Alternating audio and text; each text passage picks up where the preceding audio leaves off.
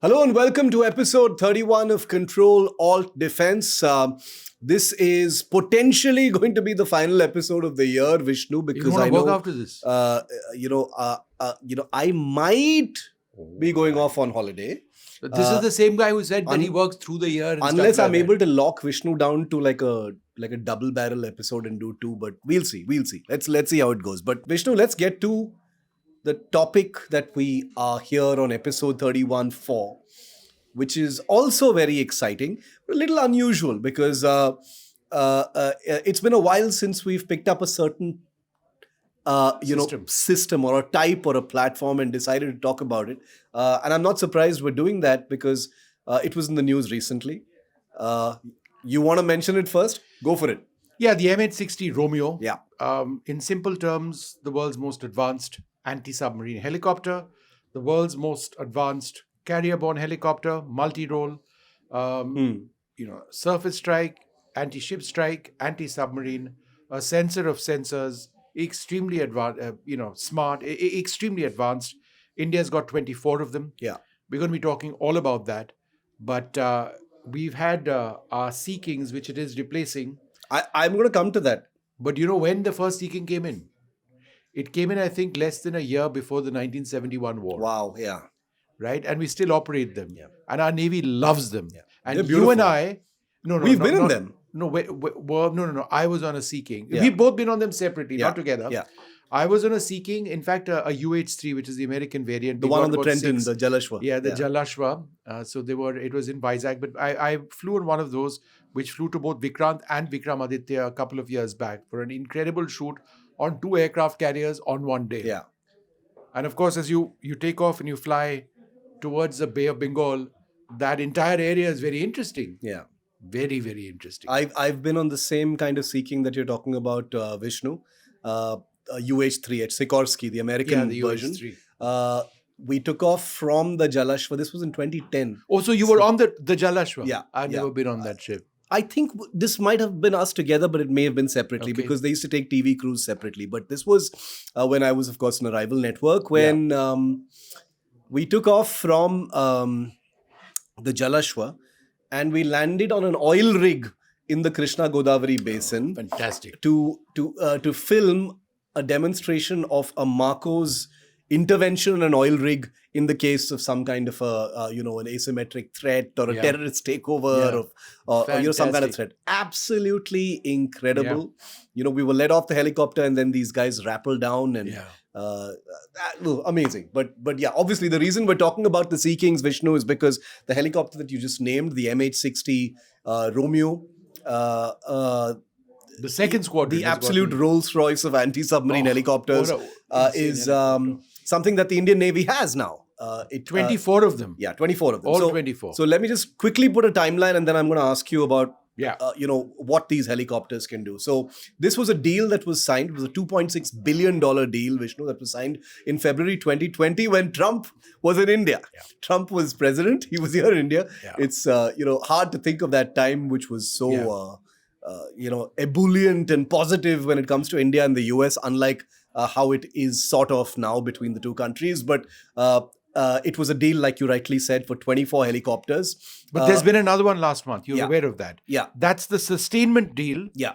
And you know how much that's worth? 8,000 crore rupees. Yeah, like almost $1 billion. That's a huge, that's a 5-year contract. It covers spares, technical assistance, training, establishment of maintenance facilities. That ensures that these, remain viable. Yeah. So not that we had any other brand new, so they would be viable for a while. 24 helicopters have been ordered. Yeah. The first started arriving in 2022. The first squadron, which is about a dozen of them, is based in Kochi. Yeah. I think it's the Seahawks or the Seabirds. And the second one are the Ospreys. Is the Ospreys that has just been commissioned this month in Goa. So the second squadron. So a dozen each, 2 squadrons of the MH-60 Romeo. All of the ones in the second squadron haven't, of course, been delivered. They are being delivered right now. I think the deliveries will be completed by 2027 is what I hear. So we've got a squadron and a half Shiv, now. Is that right? I thought have they all come? most have been delivered and inducted. Okay. Yeah, so a few might not. Okay, I and may the be two wrong. squadrons, INS 334, you're right, and INS 335. Yeah, Those are the the squadrons. Ospreys and the Yeah. the Seahawks. Okay, so yeah, now let's talk about the helicopter itself, Vishnu, because I'm going to go into the twisted saga that led from the Sea King to the Romeos in the second half of this podcast, and boy, is that a masala saga that I still have trauma Yeah. thinking about because of how deeply I covered it, and so did you, Yeah. Vishnu. But Yeah. let's talk about the Romeo a little bit. Yeah. This is a beloved airframe that has given the US military so many different kinds of helicopters. The Black Hawk, the Seahawk, the Romeo, they all share the same airframe. Yeah. But tell us about the MH-60 Romeo. It brings together two incredible companies as well, Lockheed Martin and Sikorsky. That's that right, made the with Romeo. subsystems of Yeah. various other companies. So let's talk about a couple of important systems Yeah. and to explain to Why it's the our Rolls-Royce viewers of- why it is the Rolls-Royce. Firstly, it's got something called the MIDS JTRS. Now, this is the Multifunction Information Distribution System. It's essentially a high-capacity, extremely jam-resistant central digital radio, which is used for the sharing of equipment to guess what standard? Link 16. Oh, So, in other words, refer to our last episode. Right, refer to our last episode. In other words, this could, it can hypothetically talk to Pakistani F-16s. But Yeah. it can certainly talk.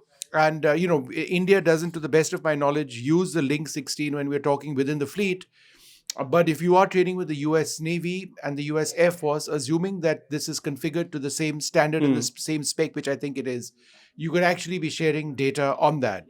So, assuming you're doing that, imagine operating with the US Navy or the Royal Navy or the French Navy Yeah. in our waters and sharing data on a real-time basis on the basis or through the MIDS JTRS unit. So that's number one. It's got a forward-looking infrared, the ANAS 44C. That provides very high resolution targeting day and night for missiles such as the Hellfire missile. It can see heat signatures from ships far out and submarines, Yeah. right? Then the heart of the entire thing is the sonar that it operates, the multimode radar and the sonar. So the multimode radar is the ANAPS 153. What is it specialized in? Automatic detection of submarine periscopes and discrimination. It filters out sea clutter. Yeah. So it's looking for those Pakistani Navy boats when they come up to the surface. And because at some stage all diesel electrics do, even though the Pakistanis operate fairly decent new Chinese submarines coming in, which have got air independent propulsion. But when they do come up to the surface, they're vulnerable. This is what the APS 153V can look at. Then, of course, this is what I was talking about, and I'll stop here before we move to the other systems. There's the ANAQS 22 airborne low frequency sonar. Now, this is a dipping sonar, and this is the primary sensor that you use in detecting submarines. Now, the way it works with submarines, and Shiv, let's talk a little bit about this, because this is where this plugs a monstrous hole. If there are Chinese submarines operating in the Indian Ocean, and there will be many more in the future, they enter through the Lombok or the Sunda, or not really the Malacca Straits, or some of the other straits into the Indian Ocean region. They ply into the Bay of Bengal if they really want to, or they sort of move in the direction of Djibouti in the Horn of Africa, which is where they've got their bases, or possibly try and get to Karachi. If they come anywhere close to India, they'll be tracked like massively. It is my belief, and it is based on nothing but my belief, that there is real-time intelligence sharing between India and the Americans on the movement of Chinese naval assets, particularly if it is of concern to us. Now, when submarines emerge into the Indian Ocean, depending on the straits that they operate through, there is a good possibility of them having to surface, given the depth of a couple of these. That's when they get picked up. First, by P8s operating from near Chennai, and potentially drones such as the Sea Guardian, right? They work together, they talk together. If you've got an aircraft carrier operating in that region, or even warships like the Delhi class, which can house actually two of these Romeos, or the Vizag class, 2 of these Romeos, or the Kolkata class, the Vizag is more advanced, then you've got the ability to deploy these with decent range, fly several hours into the area where you believe that these Chinese submarines, which are now submerged, are moving. And so you're painting a picture, and it's a real-time picture because all of our helicopters, drones, and P-8 aircraft are linked through a data link. And so everybody has an idea of where these are. Now, if you want to prosecute a target, this is the weapon which can actually do it. So can the P-8. Yeah. But this has got a state-of-the-art sonar as well, a state-of-the-art torpedo as well, which is really, the rail standard for the deployment of, in terms of taking out. I think it's a Type 54 Mark torpedo 54, that it has, which can really hammer submarines out there. And I will just go through the details of the submarine. It's a relatively lightweight helicopter-borne torpedo, which on the basis of the data that it gets from sonobuoys, which this helicopter lets out, or even sonobuoys which the P-8 or the dipping sonar drops, or the dipping sonar, can actually prosecute a submarine. And so it's absolutely lethal. I want you to paint this picture for our listeners and viewers, and actually even for me, because I don't understand it clearly, Vishnu. The Type 54 lightweight torpedo. The entire sequence of a submarine hunt and the destruction of a submarine potentially at the end of that mission, from the time that the Romeo takes off from the deck of a ship until the time that it launches that torpedo. Just just paint that picture in granular detail for me, like it's actually happening. Well, as I do that, I should tell our viewers that, if there's a submarine which has a torpedo launched against it, that submarine is essentially gone. Yes, they've got countermeasures, but the hunt for Red October doesn't happen every day where you throw 6-inch devices which are acoustic countermeasures, and the submarine goes somewhere else. Yeah. If there's a Mark 54 or a Type Mark 54 lightweight torpedo, it's going to spoil your day within minutes. So the way it works is that the moment these submarines are detected entering our area of operations, and that's where intelligence and data sharing on a real-time basis is critical. And remember, America has got incredible listening devices, even potentially in the South China Seas. And so, they've got a fair idea where the Chinese are operating the submarines. Now, this is an art form that the Americans and the Russians and NATO have refined to a level which, and certainly the Royal Navy, let's be very clear about this, have refined to a level which is, it's something else. So they have systems which are designed to actually ensure that at all times they know the presence of submarines. The Chinese Type 93 submarines are coming along. Newer avatars of their fast attack boats are fairly quiet.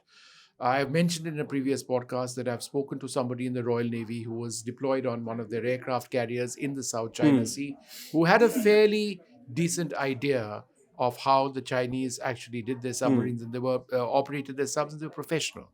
So they come into our waters, we have an idea where they are, they're instantly picked up, the P-8 tracks them for as long as possible, hands over to a drone. A drone can fly for, let's say, 14 to 15 hours non-stop.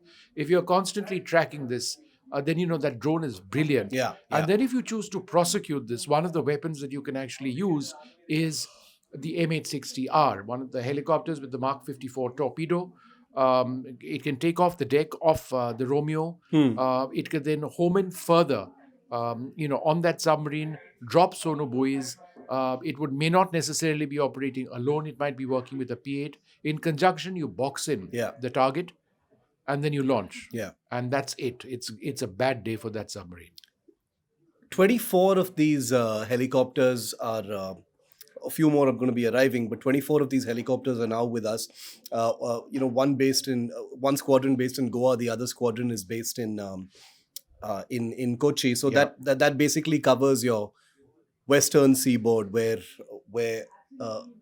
the need or the requirement for detection of submarines is most pressing and most urgent. This also fires Hellfires. So those Hellfires are... Any pirate ship out there is going to have a really basically bad day. For ships, right? For ships, small ships, any boats, vessels. A Hellfire can cause serious damage. So if you've got, folks coming out of Somalia, and you've got these MH-60s on our warships, Yeah. and they are on our warships, presumably, and they appear to be threatening ships, commercial ships, which India is duty bound to protect. Yeah. Then you knock them out with a Hellfire. It's as simple as that. They won't know what hit them. It's an easy 24 of target. these is a decent number for what India needs. I know we're looking for a lot more, we've- but in all had just about 45, 46 Sea Kings. Yeah. Now, most of those have been decommissioned for years and years. Yeah, There there's were a no handful spare left. parts Yeah. available.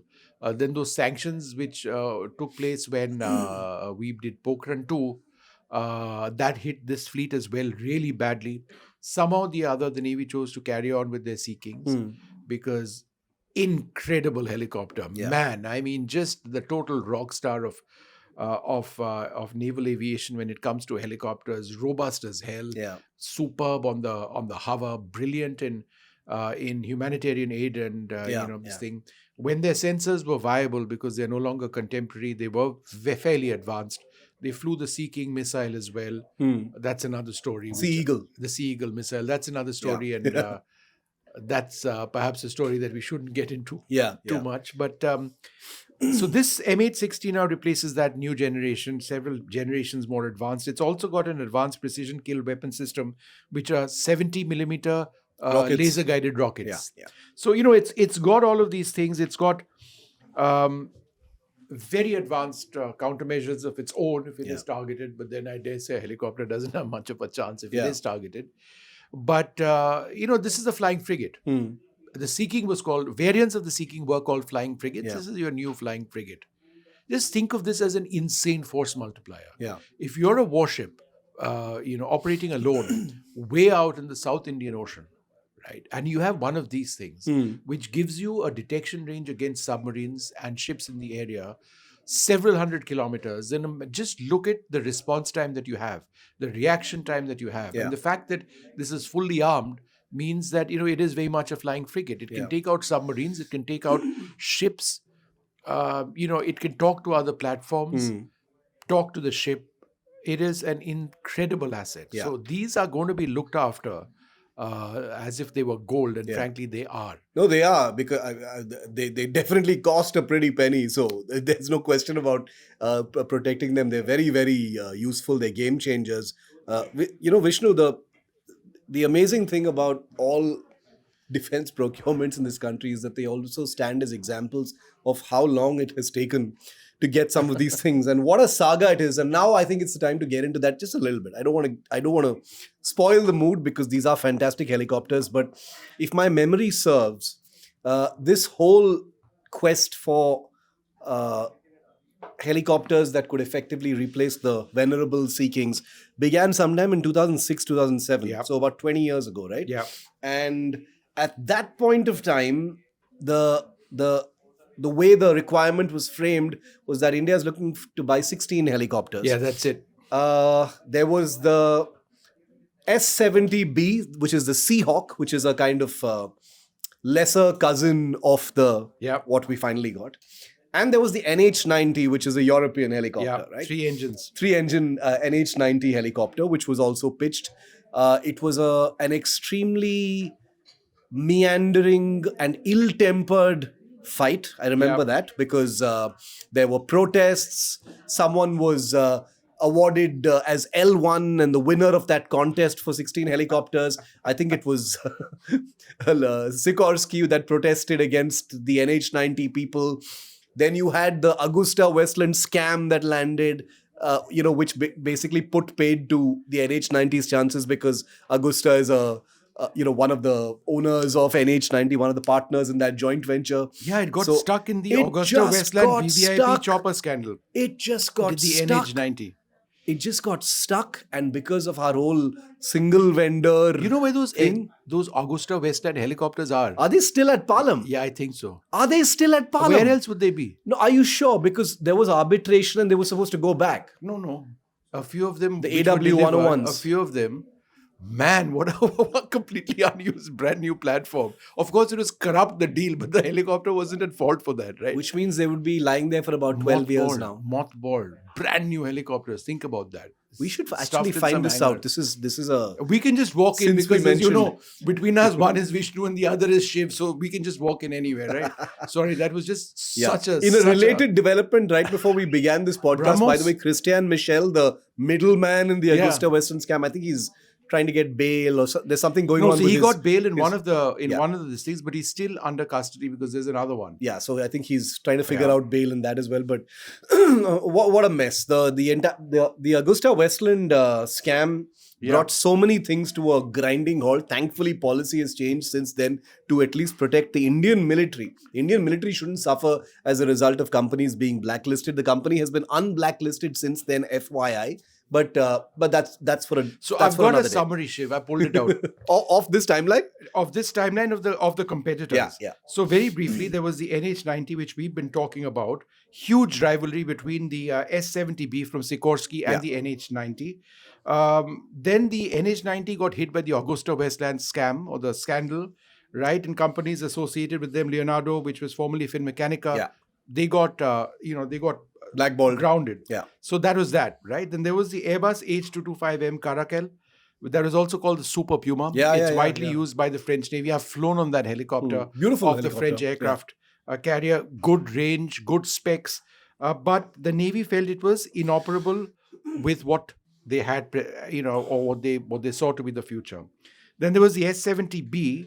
The S-70B was, many felt that no, it'll go to the S-70B. There's not much which is actually left. They had a strong L1 case, but then there were price escalations which took place. And the commercial bid validity lapsed. Because we took too much time to close the deal. Yeah. It's like, this is, it's just unbelievable how we just allowed deals to lapse. Yeah. And then we end up with 10 C-17s and we beg to give us one more C-17. So it's just like that. Yeah. And these people are like, okay, you've agreed on a price. Either you do it or you don't, because the longer you stretch it, right, it works against you because there is always a clause for inflation in all of these deals. So that price lapsed. Then Sikorsky came back and said, okay, hello, this is the new price. We're happy to give you the helicopters. And so then we said, some oh no, waiver- we can't afford that anymore.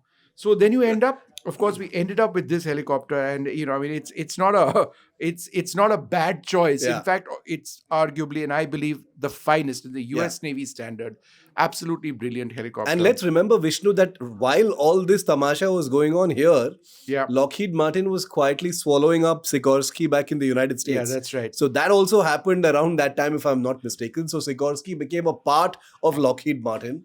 And therefore, it just made eminent sense to, push but you know how the the- S-70B Seahawk file aside. Yeah, you know how the deal happened? Yeah. Government to government. Yeah, Because correct. the Like all entire India, US massive, huge tendering process collapsed. Yeah. Because these things just don't happen. Ultimately, you need to have a fairly secure government to government deal. So, MMRCA became 36 Rafales. Can I just say that This multi-vendor became this helicopter. Indian procurement is so perverse because this entire L1 tendering process was crafted at one point of time in order for it to be transparent, best value, bang for your buck, excludes the possibility of corruption. And it has only been those deals where corruption has actually taken place and where scams have come up, Vishnu, not in the government to government ones. So, I don't know. I'm not arguing for one or the other, but I'm just saying that something is broken in that entire system. And in this case, like you rightly said, it was supposed to be a tendering L1 Multi-vendor, contest. Tender L1, that's it, you're lost. And then you've wasted all that time. 10 years, a decade passed before India finally signed 2016, 2017. Can I just tell you, it at one level, Shiv, it really boils down to officers in the defense ministry So who true. are too scared to sign off on anything. True. Yeah. It's as simple as that. They're too scared to sign off on something else because they're worried that there is some corruption attached to it. If the deal doesn't work out in the ultimate analysis, you're sinking billions of dollars of taxpayers' money, then they get, they get it on the neck. Yeah. And so that is one of the primary reasons. I mean, you've got generations of babus sitting in the defense ministry and elsewhere, finance ministry, saying that, sorry, let's wait and think about this. Yeah. True, very true. And it was Manohar Parrikar as the Raksha Mantri, defense minister, who actually, incredible man who, sort of had this very irreverent way of slicing through the bureaucracy and wanting to shake up the status quo. And it was he actually, Vishnu, and you and I know this because we covered it in South Block. He was the one who sat down with the entire Augusta affair and thought, am I the only one who thinks that it is only the military that suffers as a result of this whole blacklisting Augusta process? Westland was Manu Pabi's story, right? Manu Pabi broke the story. It dominated the headlines for Forever. a long time. It's still in the headlines, by the way.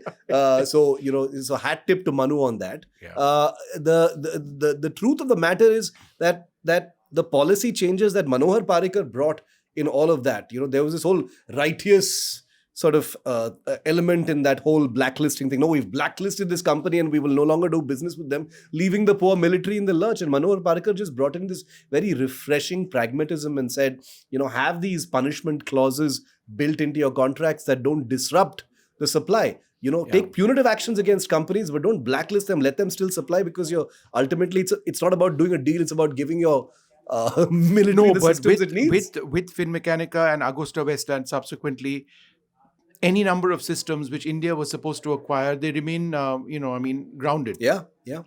The Black Shark torpedo, the primary weapon of the Scorpion-class submarine, was never acquired, right? And then working through solutions, options, this, that, and the other. I think they have something viable. But that never arrived. Can you imagine it? That's like having a fighter without an air-to-air And missile. I think the crown jewel of this entire paradox, Vishnu, the company that's likely to get the P-75I submarine contract is a company that was on the blacklist a few years ago. HDW. ThyssenKrupp, which was HDW back in the day. The biggest submarine deal potentially in India's history. To a company that in our careers and lifetimes was on a blacklist. So I'm just saying there is the less said the better about the way we do things in defense procurement. The easy way of looking at it is that we make it in India, there'll be no corruption and it'll all be sorted out. But as Shiv and I keep saying, it has to be technology first. And we have to wade the waters, figure out a system, and buy for capability. And this matches that capability. So coming back to this capability then, Vishnu, I remember, while these negotiations were going on, so there was this requirement for 16, which magically became 24 helicopters when the government finally came to its senses and said, push all this rubbish aside. Let's just get these 24 helicopters because they're amazing. The MH-60 Romeos, right? But parallel to that, there was an additional requirement because, of course, we need to do things in a piecemeal manner. And this was a grand tribute to our love for acronyms. It was the NMRH, which was Naval Multi-Role Helicopter. So the Seahawk, the NH-90, and finally the Romeo 24 was part of a contest called the MRH, which was multi-role helicopter. So the naval multi-role helicopter was the one which saw the Dhruv, the navalized Dhruv. So, but if you remember correctly, Vishnu, there was a requirement for 124 helicopters, that's right. and for a time, the kind of wisdom within the MOD and the system was, if you've gotten 24 of these, why are you still looking for helicopters? Get 124 more Romeos. If that number looks tempting enough, maybe get a piece of them built here in India, and tick all the Atmanirbharta boxes. They don't have and to do be that. of this spec. A multi-role helicopter doesn't have to be of this spec. So that was a huge deal, and there were a couple of competitors. That's not really seen the light of day right now. So that's not happening. The 124 is not happening. Strong case for make in India, buy in India. The navalized variant of the Dhruv helicopter was one which was really pushed very heavily.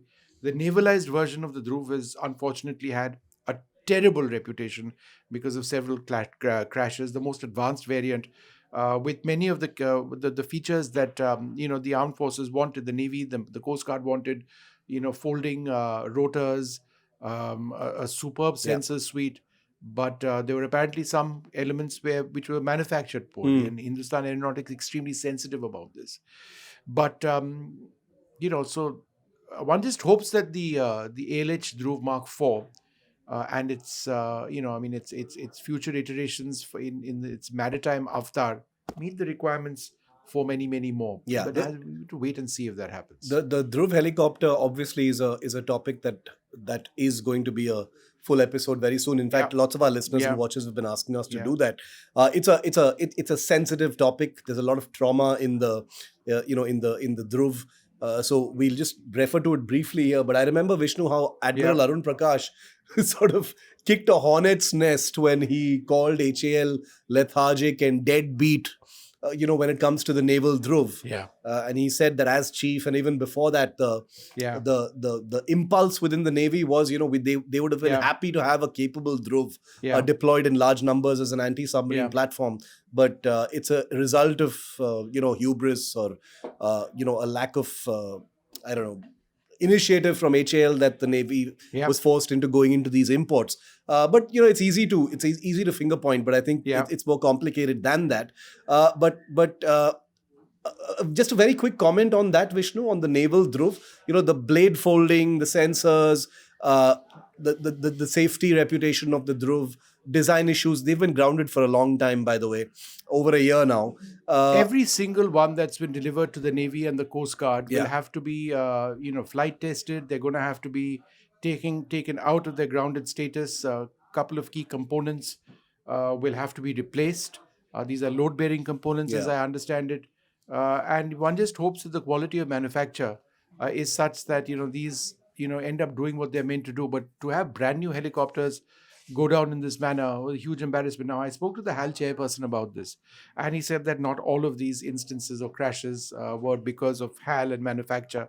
There were other factors as well. But one way or the other, that's not what you want. I don't Yeah. think there can be any justification for any country for crashes, whatever causes it. I mean, Yeah. this is taxpayers' money. Forget that. Their lives at stake.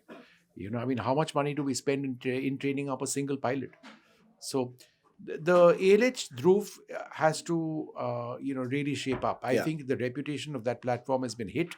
I don't see very many export orders happening. This was seen to be very promising.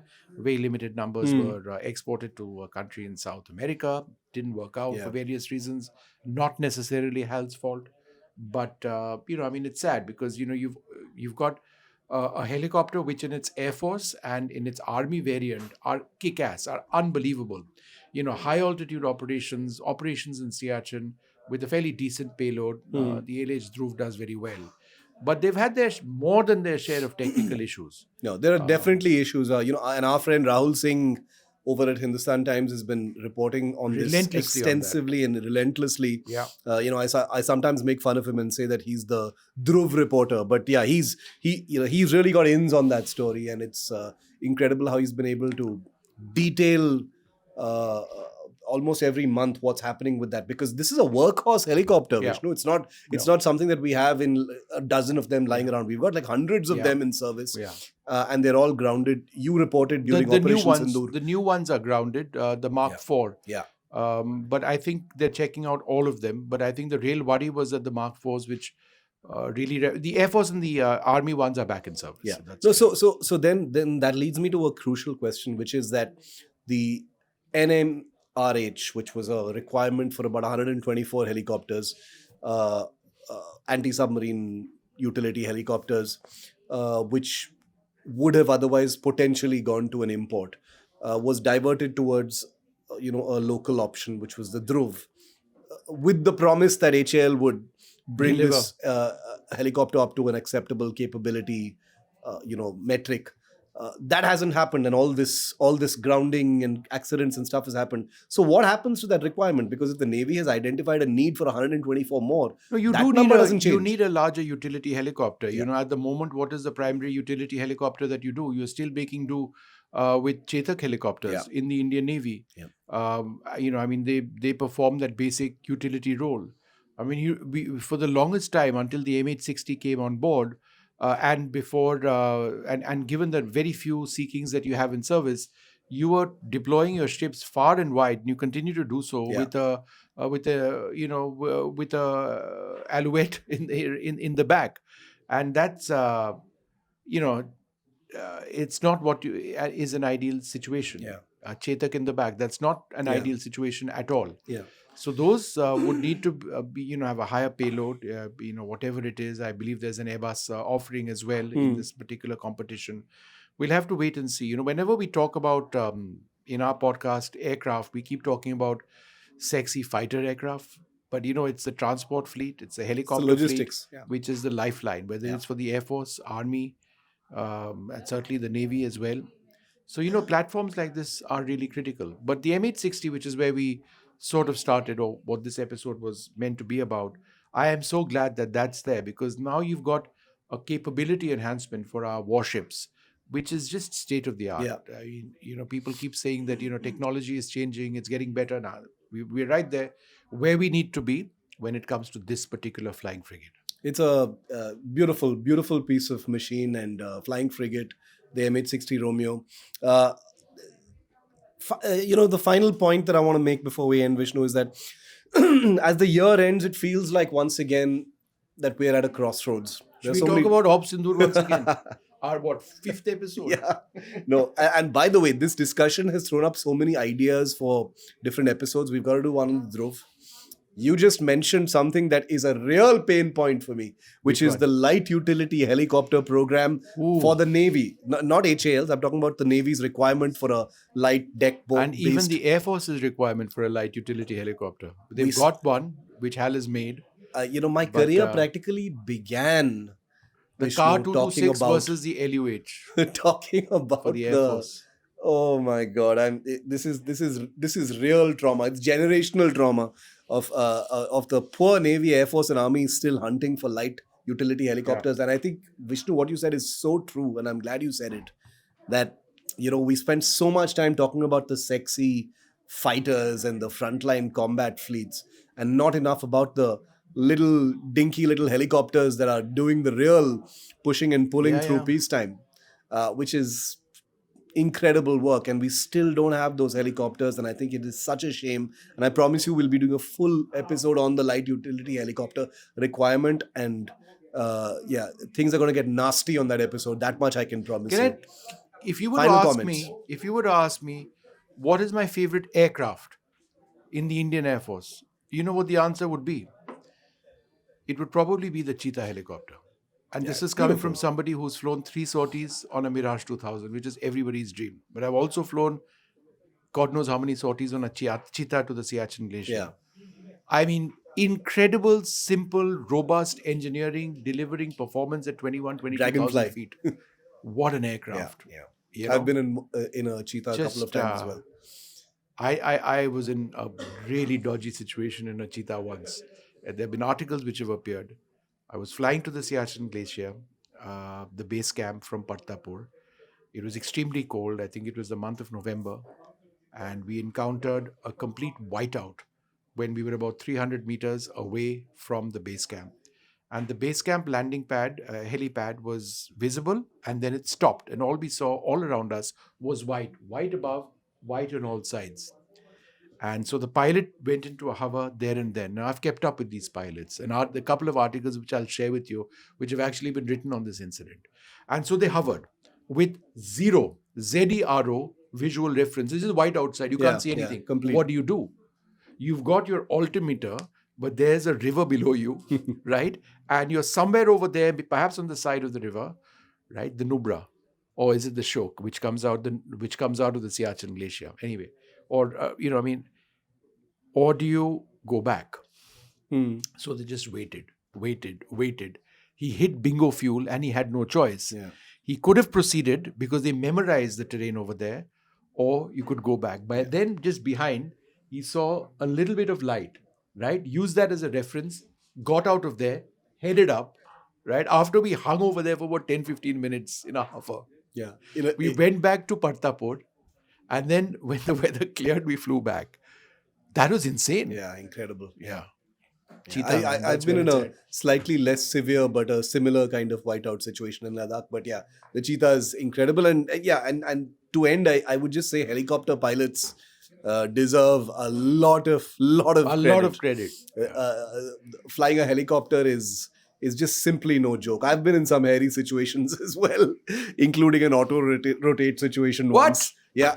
You were in an auto rotate? I wasn't allowed to write about it. This happened way back when. You were in an auto rotate in which helicopter? We have. I'm not even allowed to say. Oh, rubbish. But we will have a separate chat about that. It will actually come up in one of the episodes I just mentioned, but we leave it at that for the moment. But the truth is, that's the headline out of this entire podcast. I can't believe I said it. Says that he's been in an auto rotate. Yeah, so and he refuses to talk about it. Helicopters. I'm here to tell the tale, so that tells you about the helicopter. But all I will say is helicopter pilots are incredible. They deserve the best equipment. Unfortunately, they, unlike the MH-60 Romeo, which is fabulous, in many other of our rotorcraft requirements, we are lagging. We are beset with real problems. And in a war scenario, the fighters do their job, but it's the helicopters that are really pulling all of that war weight and all that logistics. So let's hope that we can pile some pressure on Vishnu. Much to do in the coming year as well.